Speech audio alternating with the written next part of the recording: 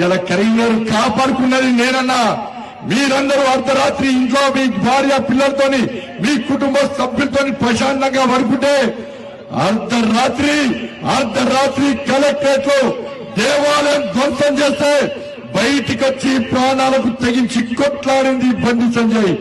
అరే India Pakistan match అయితే అర్ధరాత్రి ఇలా నల్ల జెండాలతో పాకిస్తాన్ కి అనుకూలంగా ఇండియా గెలిచిందని నిరసన వ్యక్తం చేస్తే ఒక్కొక్కరిని బట్టలు ఊడదీసి రాజీవ్ చౌక్ లో ఉరికిచ్చి కొట్టింది బండి సంజయ్. అరే కోర్టు చౌరస్తాలో రోడ్డు కట్టంగా ఉన్న చెట్టును మసీద్ పేరుతో నిర్మించే ప్రయత్నం చేస్తే మీరెవ్వరూ మాట్లాడలేదన్నా.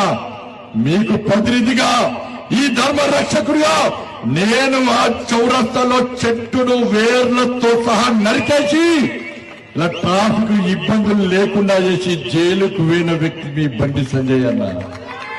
ఇన్నిసార్లు జైలుకు పోయినన్నా, ఇన్నిసార్లు లాంటి దెబ్బలు తిన్నా, ఇన్ని కేసులు మీకోసం భరించిన ఈ కరీంనగర్ పార్లమెంట్ లో రైతులకు ఇబ్బంది వస్తే నేనొచ్చిన 317 జీవోకు తీసుకొస్తే నేనొచ్చి కొట్లాడినా.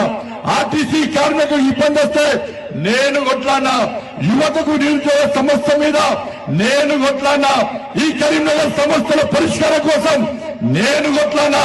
ఈ ఇద్దరు అభ్యర్థులు ఏ రోజైనా ఈ సమస్యల మీద కొట్లాడినా ఒక్కసారి ఆలోచించున్నా